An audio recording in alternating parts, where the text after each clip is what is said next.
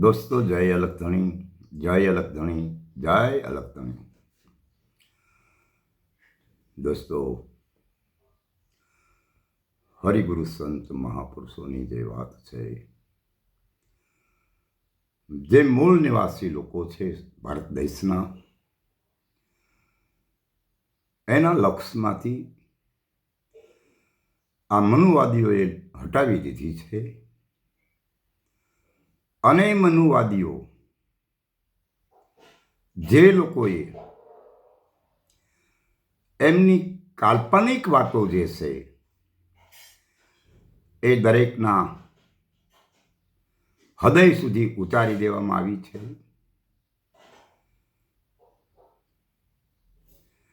ત્યારે આપણે જાગવાની જરૂર છે અને હકીકતને ધ્યાનમાં લેવાની જરૂર છે કે જે મૂળ નિવાસી સંતો અને મહાપુરુષોએ એ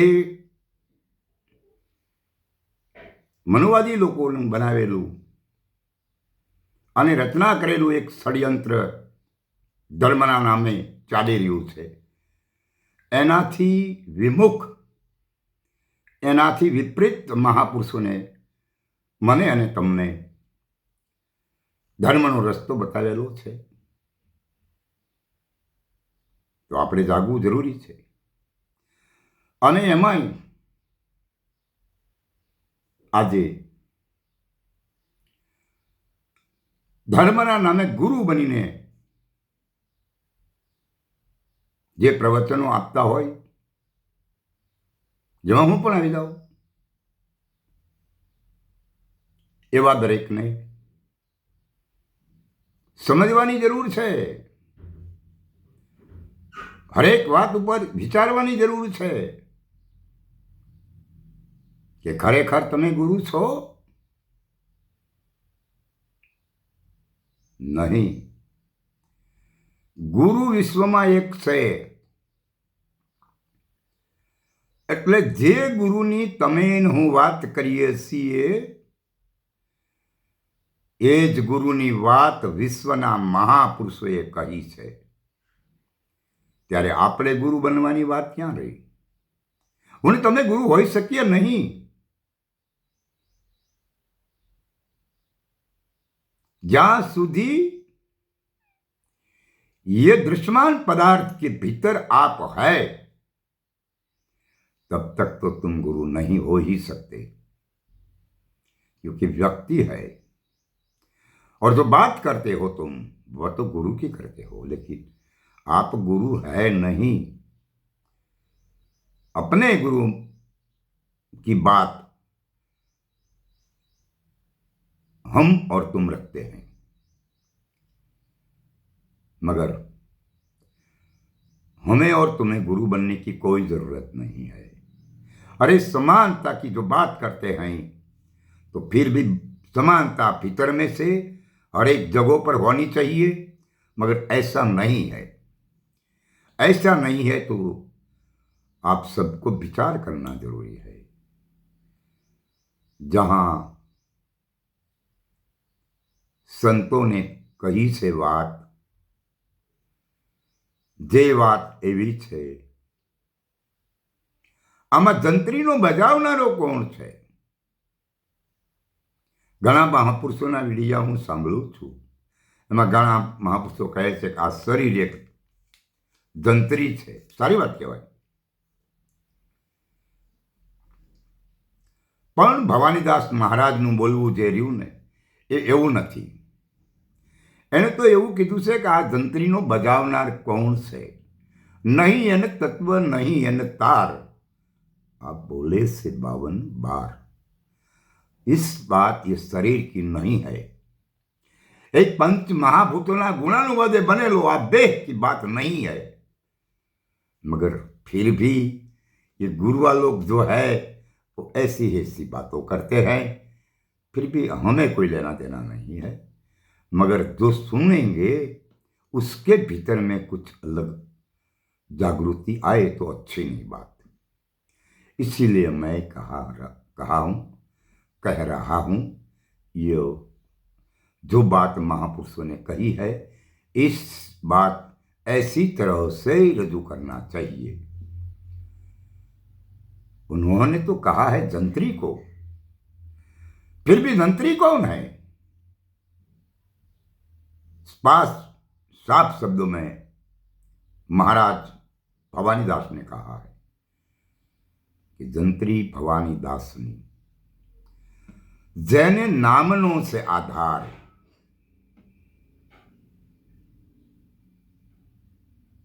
તમે જોજો આમાં જંત્રીનો વગાડનારો કોણ છે। હવે વગાડે એટલે શું નીકળે? આ બે હાથને વગાડ્યું એટલે શું નીકળ્યું? आवाज। वो भी ऐसी बात है, जंत्री नाम अवाज थाय। आ अवाजने प्रागट्य करनारी व्यक्ति कोण छे એવું મહારાજ ભવાનીદાસનું કહેવું છે। અને એ અવાજ જે આવી રહ્યો છે એને કોઈ તત્વ નથી, કોઈ તાર નથી, फिर भी आवाज की गुंजारिश है। उसकी गुंजारिश ऐसी है, तुम जहां देखो वहां वही है, इनके सिवा और कोई है ही नहीं। इसलिए बात तो ऐसी होनी चाहिए, सब जगहों पर महापुरुषों ने बताई गई बात जैसी धाराएं से जो बात कही गई है, ऐसी धाराएं इस समक्ष जगत को रुजू करना चाहिए। उसको तोड़ मरोड़ करके नहीं, अपनी मर्जी वाली बातें नहीं करना चाहिए, मुझे और तुम्हें सबको। और जो सही नहीं है, इन पर ये सभी लोग अड़े हैं और अड़ग भी है, तो उनको इनके दिल भीतर में जो महापुरुषों ने बताई गई सच्चाई, इस सच्चाई से जागरूक करना होगा कि जो मनुवादियों कहते हैं वो सच्चाई नहीं है, ये झूठ है।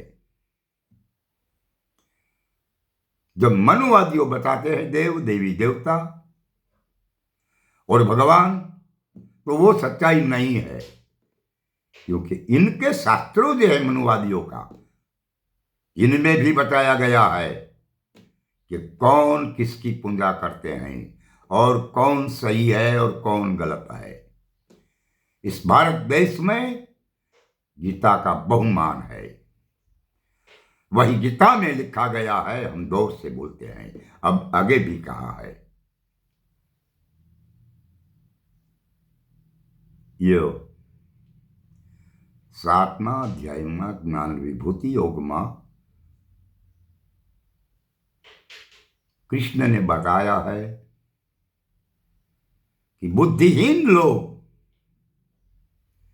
क्या कहते हैं कृष्ण, ये बुद्धिहीन लोग मेरा असली अप्रकट स्वरूप को नहीं स्वीकारते, नहीं मानते, और मुझे पत्थर की प्रतिमा में साबित करके रख दिया है। वो गीता में लिखा गया है, हम नहीं कहते। मनुवादियों कहते हैं कि मूर्ति सही है, मगर गीता कहती है कि मूर्ति गलत है।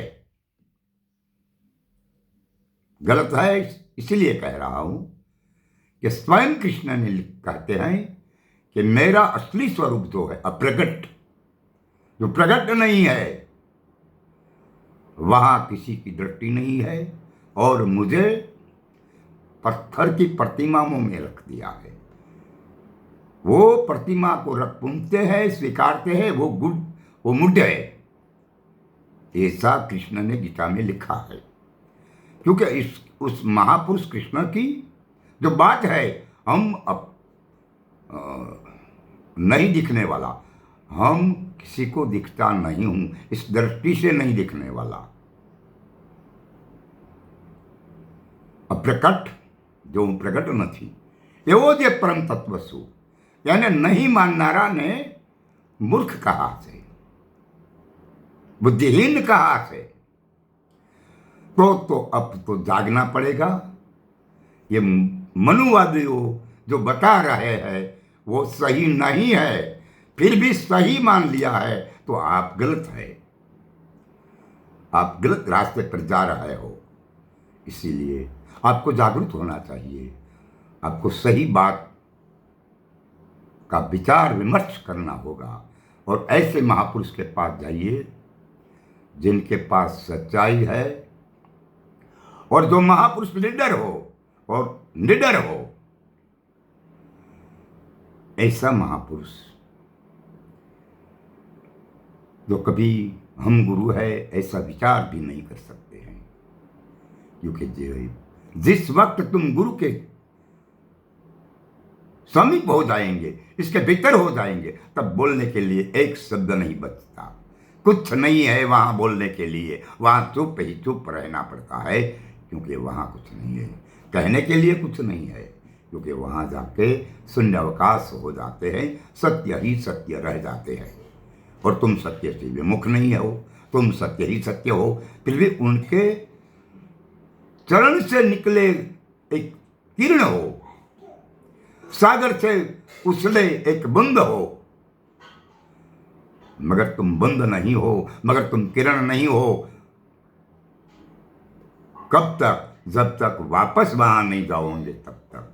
जब तक वापस नहीं जाओगे तब तो तुम किरण हो, और तब तक तो तुम बिंदु हो। इसीलिए बिंदु की बात करना और बिंदु बनकर यह सागर की बात गहरी बताना।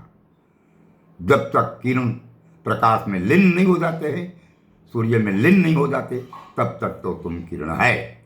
और किरण है इसलिए आपको इस सूर्य की सत्य बात तो हो ये कहना जरूरी है, मगर आप सूर्य नहीं बन सकते। जब तक किरण हो तब तक किरण ही रहना पड़ेगा।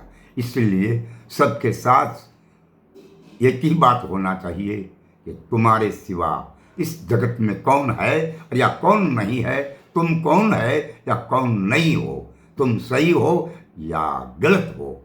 इस सब बात को, इस सभी को अच्छी तरह से समझाना, वही बात अच्छी है। मगर जागने की आवश्यकता है। जो मनुवादियों ने कहा है उसको गलत कहना वो मुश्किल हो जाता है। क्यों मुश्किल हो जाता है? क्योंकि वो लोग ज्यादा है। फिर भी डरना नहीं, सही जो है ना वो तो सही है, क्योंकि हम नहीं कहते, वो जो लिखा है इन मनुवादियों के शास्त्र में लिखा गया है, हम क्या कहते? वो रामायण उठाओ, इस रामायण में भी लिखा गया है।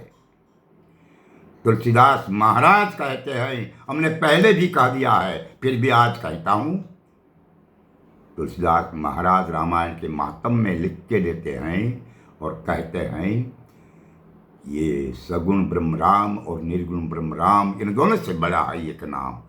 जब सगुण और निर्गुण दोनों खत्म हो जाए उसके बाद कौन है, कैसा है, वही बात सही बताई है, वो मनुवादी के शास्त्रों में लिखा गया है। फिर भी मनुवादी सबके भीतर मूर्ति वाली बातें साबित करके रख देते हैं। और जो ये लोग है, प्रेमी है, जिज्ञासु है, भाविक है, इनके भीतर में सच्चाई चले गई है। सच्चाई वाले विचार की बातों जो है वो भी चले गई है, मगर चले नहीं गई, उनके ऊपर दबाव आ गया है। इसलिए इस दबाव को हटाना जरूरी है। और इस दबाव को हटाने के लिए, अपने सही मान्य रखने के लिए, जो संत महापुरुषों जो है, ये पुराने महापुरुष की विचारधारा वाले हैं, इनकी बात पर सही सच्चाई है। इसलिए इनकी बात सुनने की ज़रूरत है। वहाँ जाके ऐसा महापुरुष के सानिध्य में बैठे और सच्चाई पहचाने। और इसके सिवा तुम्हारा और मेरा सही विचार प्रकट नहीं हो सकता। अपने विचार, अपने लक्ष्य फिराने के लिए सही महापुरुष को सानिध्य में जाने की ज़रूरत है।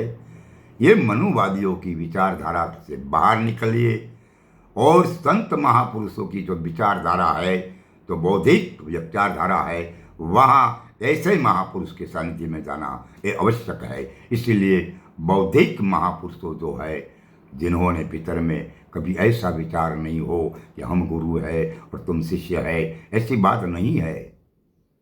किसी महापुरुषों ने नहीं कहा। भवनदास महाराज ने भी कहा है एक वाणी में, नहीं आयो नहीं जायो हम कौन गुरु ने कौन चलो।